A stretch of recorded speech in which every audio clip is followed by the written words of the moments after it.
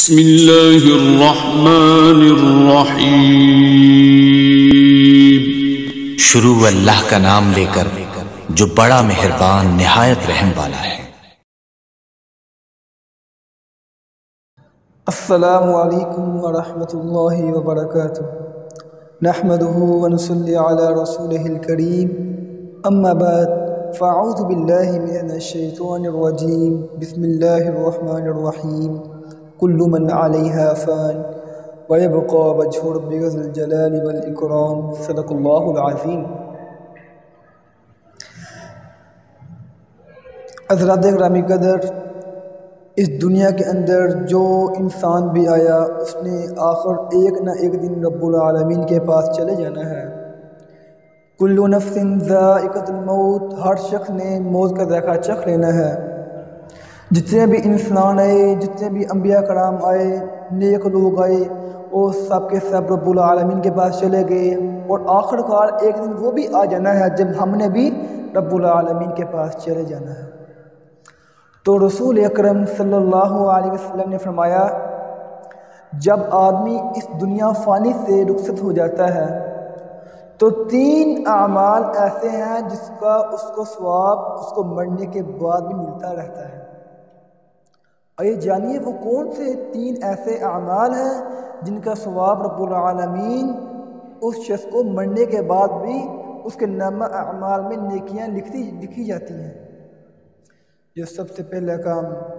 رسول اکرم صلی اللہ علیہ وسلم نے فرمایا، او علم ينتفع به، ایسا علم جو نفع بخش ہو، ایسا علم کسی کو سکھلا کر چلا جائے جو نفع بخش ہو۔ یعنی جس طرح آج ہمارے علماء کرام، ہمارے دینی مدارس کے اساتذہ کرام جس طرح بچوں کو دینی تعلیم دیتے ہیں، دینی تربیت کرتے ہیں، رب العالمین کا قرآن پڑھاتے ہیں قرآن کرام، اور شیخ الحدیث جس طرح ہمارے طلباء کرام کو حدیث کی کتب پڑھاتے ہیں، اس طرح کا علم جو نفع بخش ہو، یا اس سے علاوہ دوسرے جو علم ہوتے ہیں جس کا انسان کو اس دنیا کے اندر بھی فائدہ ہو اور آخرت کے اندر فائدہ بھی ہو، ایسا علم اگر آدمی چھوڑ کر جائے گا، یعنی اپنے بچوں کو جو اس کے شاگرد ہوتے ہیں ان کے اندر علم کو منتقل کیا ہوگا، یا اس نے کتابیں لکھی ہوئی ہوں گی، جب مر جائے گا، جب اس دنیا فانی سے رخصت ہو جائے گا، اس کی کتابیں لوگ پڑھیں گے، اور جو شخص کو جن لوگوں کو انہیں پڑھایا ہوگا، حدیث کا سبق پڑھایا ہوگا، قرآن مجید کی تعلیم دی ہوگی، جو وہ شخص اگر دنیا سے چلا بھی گیا، اس کے جو شاگرد ہوں گے وہ آگے تعلیم و تربیت لوگوں کی کرتے رہیں گے، تو اس کا بھی ثواب اس مرنے والے کو ملتا رہے گا، کیونکہ اس نے ان کی تربیت کی، اس شخص نے ہی اس کو آگے پہنچانے کے قابل بنایا۔ علم پہنچانے کے قابل بنانے والا شخص وہی تھا، اس کو علم اچھے طریقے سے پڑھانے کا طریقہ بتلایا، اور یا پھر اس نے کتب تحریر کی جو دینی مسائل والی تھی، جس کے اندر دین کے احکامات تھے، جس کے اندر بڑے احسن انداز سے اس نے اچھے طریقے سے کتابیں لکھ دی تاکہ لوگ پڑھیں گے، اس کو ثواب ملے گا، اور جب فوت ہو جائے گا پیچھے سے لوگ اس کی تفاسیر پڑھتے رہیں گے، پیچھے سے لوگ اس کی کتابیں پڑھتے رہیں گے، اور ایسے شخص کو رب العالمین مرنے کے بعد بھی نامہ اعمال میں نیکیاں لکھتا رہتا ہے، جو شخص اس کے علم پر عمل کرتا رہتا ہے۔ کتنی اچھی احسن بات ہے۔ اور دوسرا شخص کون سا ہے؟ او ولد صالح یدعو لہ، ایسا شخص جو فوت ہو جائے اس کی اولاد صالح ہو، وہ اس کے لیے دعائے مغفرت کرتی ہو، اس کے لیے دعا کرتی ہو، اس کے لیے جب بھی اس کی اولاد نیک عمل کرے گی تو اس کا ثواب اس مرنے والے کو ملے گا، کیونکہ اس نے اپنی اولاد کی تربیت کی ہے، اس نے ان کو اچھے طریقے سے احسن انداز سے ان کو پڑھایا لکھایا، دین کی تعلیم دی، اچھے طریقے سے ان کی تربیت کی ہے، جس کی وجہ سے ان کو ثواب مرنے والے شخص کو بھی ملے گا۔ اس لیے اپنی اولادوں کے بارے میں سوچئے۔ آج ہم یہ چاہتے ہیں میرا بیٹا انجینئر بن جائے، ڈاکٹر بن جائے، لیکن خدائی قسم کہتا ہوں اس ڈگری کا کیا فائدہ جب ہمارے بیٹے کو نماز جنازہ نہیں آتی، ہمارا بیٹا ڈاکٹر تو بن جاتا ہے لیکن اس کو نماز کا ترجمہ نہیں آتا۔ ہمارا بیٹا بڑا انجینئر بن تو جاتا ہے لیکن اس کو باپ کے مر جانے کے بعد نماز جنازہ کی دعائیں تک نہیں آتی۔ اس کو پتہ نہیں میرا باپ فوت ہو چکا ہے، میں نے اس کو غسل کیسے دینا ہے۔ بتائیے ایسی اولاد کا کیا فائدہ جب آپ کے مر جانے کے بعد، آپ کے اس دنیا سے رخصت ہو جانے کے بعد آپ کے لیے دعا نہ کر سکے، آپ کو غسل نہ دے سکے، آپ کی قبر پر جا کر دعا نہ کر سکے، اس کو دعا کے کلمات نہیں آتے۔ اس لیے ہم یہ نہیں کہتے اپنی اولادوں کو ڈاکٹر نہ بناؤ، انجینئر نہ بناؤ، ہم کہتے ہیں یہ بھی بناؤ، ساتھ میں دین کا علم بھی سکھلاؤ تاکہ آپ اس دنیا سے جائیں تو آپ کے بعد آپ کی اولاد دعا کرنے والی ہو۔ ایک چھوٹا سا واقعہ بتاتا ہوں۔ ہمارے ادھر ایک دوست تھے، وہ بتا رہے تھے کہ ایک شخص فوت ہو گیا، اس کا بیٹا وکیل تھا، اس نے اپنے بچے کو بڑی اچھی تعلیم و تربیت دی، اچھا پڑھایا لکھایا، وہ بچہ باہر کے ملک رہتا تھا، اپنا جاب کرتا تھا۔ جب والد فوت ہو گیا، بچہ باہر سے ملک سے آیا، والد کو دفن کر دیا گیا تھا، بچہ لیٹ پہنچا تو گھر والوں نے کہا، اس کے ساتھیوں نے کہا اپنے بابا کی قبر پر جا کے دعا مانگو، اس کے لیے استغفار کہو، اس کے لیے رب العالمین سے دعائیں مانگو۔ وہ کہنے لگا بھائی صاحب مجھے کو دعائیں پڑھنا نہیں، مجھے دعائیں آتی نہیں ہیں، پاپا نے مجھے دعائیں سکھلائی نہیں ہیں، مجھے تو بس یہ ڈگریوں کا پتہ ہے، یہ فلاں فلاں کام ہے، انگلش پڑھنی آتی ہے، وہ پڑھ دیتا ہوں۔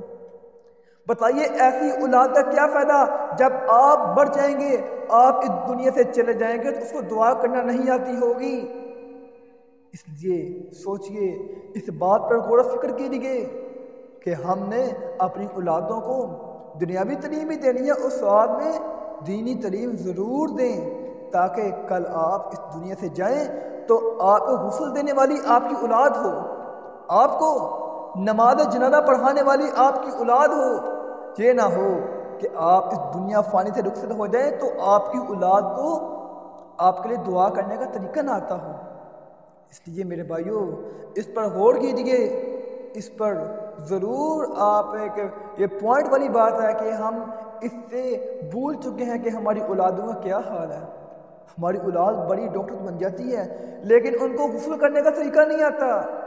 ہماری اولاد انجینئر بن جاتی ہے، بڑے بڑے عہدوں پر فائز ہو جاتی ہے، ڈپٹی کمشنر بن جاتی ہے، لیکن ان کو تمام جو دینی مسائل جو اہم ہوتے ہیں، طہارت کے مسائل ہوتے ہیں، دوسرے جو اہم ترین مسائل جو شریعت کے اندر نافذ ہوئے ہیں وہ ان کو نہیں آتے۔ تو بتائیے اس اولاد کا کیا فائدہ پھر؟ اس لیے ضرور اس چیز پر غور کیجئے کہ اپنی اولادوں کو نیک بنائیں تاکہ کل آپ فوت ہو جائیں تو جنازہ پڑھانے والی آپ کی اولاد ہو، آپ اس دنیا سے جائیں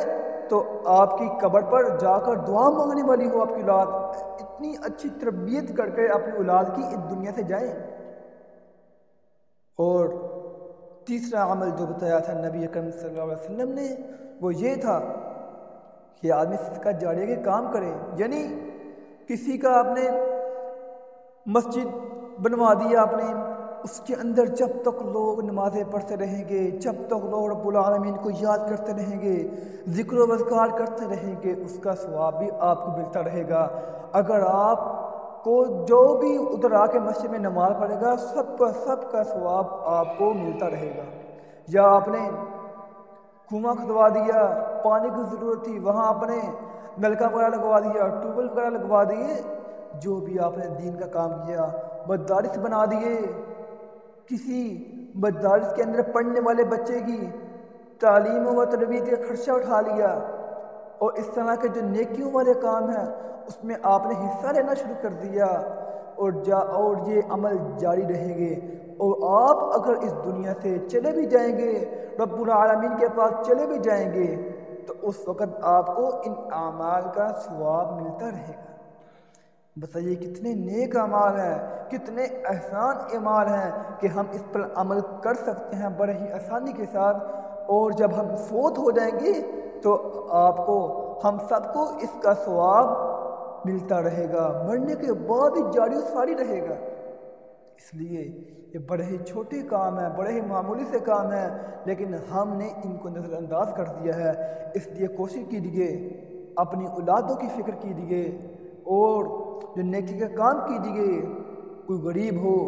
یا کوئی مسجد بن رہی ہو، مدرسہ بن رہا ہو، وہاں آپ حصہ ڈال دیں، آپ مسجدیں بنائیں تاکہ آپ کو بھی جب دنیا سے جائیں آپ کو ثواب ملتا رہے۔ اللہ تعالیٰ سے دعا ہے کہ ہم کو ان تینوں باتوں پر عمل کرنے کی توفیق عطا فرمائے۔ وما علینا الا البلاغ